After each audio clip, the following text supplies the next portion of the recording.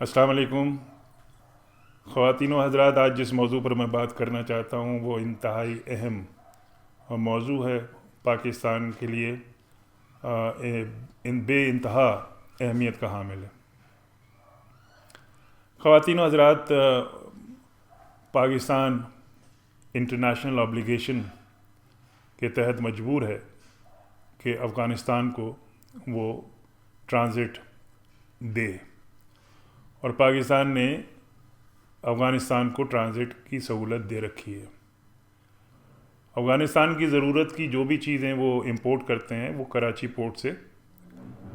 Import ہوتی ہیں، اور جو کہ افغانستان کے لیے ہوتی ہیں۔ لیکن کئی دہائیوں سے یہ بات دیکھی گئی ہے کہ پاکستان میں وہی مال بغیر ٹیکس دیے ہوئے جو جاتا ہے وہ واپس پاکستان آ کے بکتا ہے۔ اس سے ایک طرف تو پاکستان کی صنعت متاثر ہوتی ہے کیونکہ وہ کمپیٹ نہیں کر سکتی، اور دوسری طرف پاکستان کا انڈاکیومنٹڈ اکانومی بڑھتی جاتی ہے، اس کا والیوم بڑھتا جاتا ہے، اور تیسرا قانون پسند لوگوں کی دل شکنی ہوتی ہے جو قانون کے مطابق کام کرنا چاہتے ہیں۔ یہ جو تکلیف ہے، یہ جو مسئلے ہیں، مسائل ہیں، یہ پاکستان کے جتنے بھی کاروباری طبقے ہیں اور ان کے ادارے ہیں وہ برسہ برس سے اس بات کو چیخ رہے ہیں۔ خواتین و حضرات، پاکستان میں آپ کو اگر کابلی گاڑی چاہیے تو جو گاڑی 25 لاکھ 30 لاکھ روپے کی آپ کو شہروں میں ملتی ہے وہ وہاں سے آپ کو 5 لاکھ روپے میں مل جاتی ہے، اور وہ پہنچا کے بھی جاتے ہیں۔ خواتین و حضرات، اگر آپ کو الائچی چاہیے، آپ کو چائے چاہیے، آپ کو دودھ چاہیے، آپ کو سپاری چاہیے، آپ کو دنیا کی کوئی بھی چیز چاہیے، وہ تمام کی تمام افغان ٹرانزٹ ٹریڈ کے نام پر امپورٹ ہو سکتی ہیں، ہوتی ہیں، اور وہ واپس پاکستان میں بغیر ٹیکس ایک پائی بھی دیے ہوئے ہمارے بازاروں میں بکتی ہیں۔ میں آپ کو یہ بتانا چاہتا ہوں کہ میرے اندازے کے مطابق پاکستان کی جو پیٹرولیم پروڈکٹس ہیں ان کو تو میں نہیں کہتا، لیکن اس کے علاوہ جو کنزیومر پروڈکٹس امپورٹ ہوتی ہیں اس کا 50% جو ہے وہ اللیگل طریقوں سے آتا ہے اور اللیگل طریقوں سے بکتا ہے،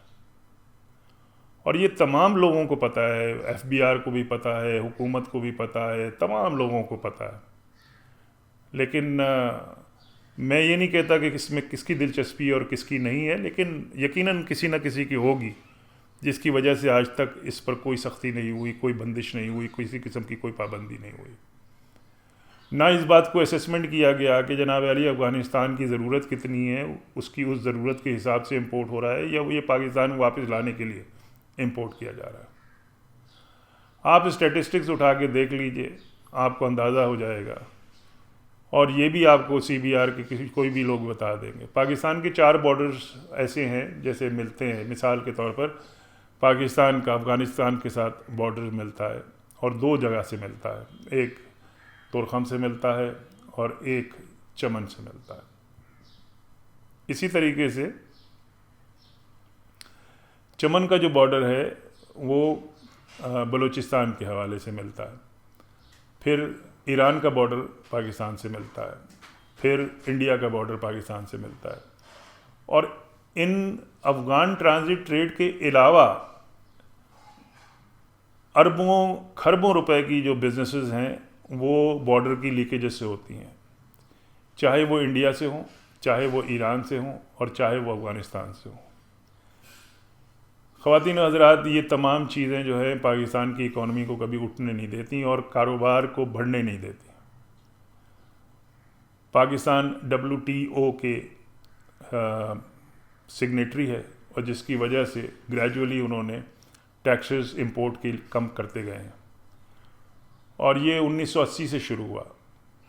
جب WTO کا قیام آیا، اس کے بعد سے یہ سب تمام چیزیں شروع ہوئیں، اور شروع ہونے کے بعد ہر ملک کو پابند کیا گیا کہ جی وہ کسٹم ڈیوٹیز اور دوسرے ٹیکسز کو کم کریں اور کنزمپشن ٹیکس کو بڑھائیں، اور اسی طرح پاکستان بھی پابند ہوا، اور سلیب کم کرتے کرتے کئیوں کو 0 ریٹ پہ لے آیا گیا، کئیوں کو 5% پہ لے آیا گیا، کئیوں کو 10% پہ لے آیا گیا، کئیوں کو 20% پہ لے آیا گیا۔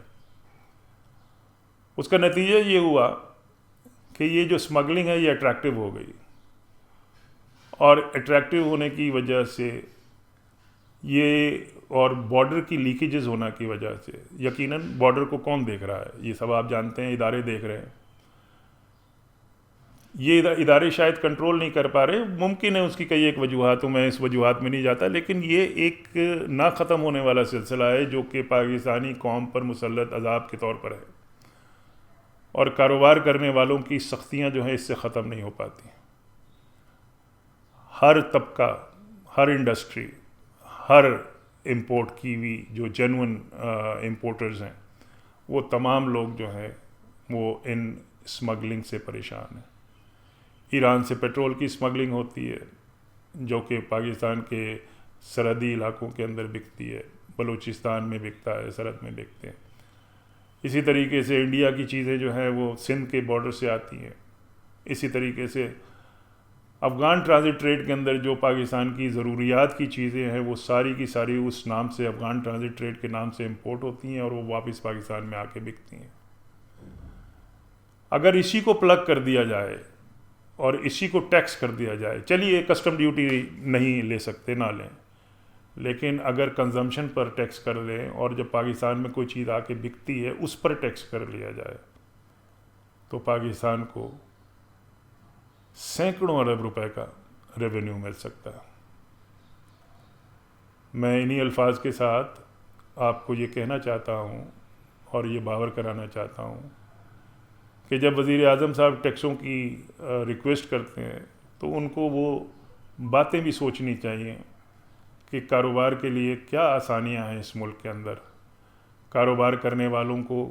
کن تکالیف کا ان کو سامنا کرنا پڑتا ہے۔ ان کو اس بات کا ادراک نہیں ہے، ان کو اس بات کا پتہ نہیں ہے کس طریقے سے لوگ بغیر کسٹم ڈیوٹی دیے ہوئے افغان ٹرانزٹ کے نام پر اربوں کھربوں روپے کے مالوں کو امپورٹ کرتے ہیں، اور وہ یہاں آ کے بکتے ہیں، اور کھلے عام بکتے ہیں، اور کوئی اس کو پوچھنے والا نہیں ہے۔ شاید ایک کاسمیٹک کرنے کے لیے کبھی کسٹم انٹیلیجنس سے 1-2 واقعات ہوتے ہیں، چھاپے چوپے مار دیتے ہیں، لیکن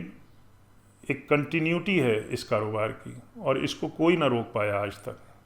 اور لوگ جو ہیں، کاروبار کے جو لوگ ہیں، چاہے آپ کراچی چیمبر چلے جائیں، لاہور چیمبر چلے جائیں، پنڈی اسلام آباد کی چیمبر چلے جائیں، جو آپ کے major federation of Pakistan chamber of commerce چلے جائیں، میجر جو آپ کے تجارتی ادارے ہیں، وہ ریکمنڈیشن دے دے کے تھک گئے ہیں، بول بول کے پریشان ہو کر بیٹھ گئے تھک ہار کے کہ اب کوئی نہیں سنتا ان چیزوں کو، اور اس کا کوئی علاج نہیں کرتا۔ اور جو جینون کاروبار کرنے والے لوگ ہیں وہ پستے جا رہے ہیں، اور اس کے بعد ان کو پھر یہ کہا جاتا ہے کہ جناب آپ ٹیکس نہیں دیتے۔ آپ ان کے لیے آسانیاں پیدا کریں، آپ ان کے کاروبار کی جو رکاوٹیں ہیں ان کو دور کریں، پھر دیکھیں کہ کیا ٹیکس ملتا ہے کیا نہیں ملتا۔ جب آدمی ان لوگوں سے مقابلہ کرے گا جو ٹیکس دیتے ہی نہیں ہیں، جو کسٹم ڈیوٹی نہیں دیتے، جو سیل ٹیکس نہیں دیتے، جو انکم ٹیکس نہیں دیتے، تو ان کے سامنے ہم کیسے بیچ سکیں گے؟ نہیں بیچ سکیں گے۔ اس بات کو خیال کریں، اس بات کے لیے آواز اٹھائیں، اس بات کے لیے ہمارے ادارے سوچیں کہ جناب ہم کو کس طرح حل کر سکتے ہیں، کس طرح سے افغان ٹرانزٹ ٹریڈ کے اندر ہم ان کو والیوم بیس کر سکتے ہیں، کس طریقے سے ہم بتا سکتے ہیں کہ جی آپ کا ملک اس سائز کا ہے، اس کی ضروریات اتنی ہیں، ہم اتنی ہی آپ کو راہداری عطا کریں گے، اتنے ہی دیں گے، چاہے اس کے اندر امریکہ دباؤ ڈالے یا کوئی بھی دباؤ ڈالے، لیکن آپ اپنی پاکستان کی ملک کا سوچیں کہ پاکستان کا ملک میں انڈسٹریلائزیشن نہیں ہونے کی 2 میجر وجوہات ہیں۔ ایک افغان ٹرانزٹ ٹریڈ بھی ہے، اور دوسرا لوور ٹیرف جو WTO کے حوالے سے ہے وہ بھی ہے، کیونکہ پاکستان کی جو امپورٹس ہیں را مٹیریل کی، وہ امپورٹ ہوتی ہیں، وہ بھی ٹیکس دے کے جب کی جاتی ہیں تو وہ کمپیٹیبل نہیں رہتی، کیونکہ ہمارے یہاں اپنے پاس را مٹیریل نہیں ہے۔ خواتین و حضرات، یہ ایک بہت اہم ایشو ہے پاکستان کا. مجھے امید ہے کہ ارباب اقتدار اس کے اوپر کچھ کریں گے، اور اگر کچھ کیا تو پاکستان کا بھلا ہوگا. میں انہی الفاظ کے ساتھ آپ سے اجازت چاہتا ہوں. اللہ آپ کا حامی و ناصر ہو.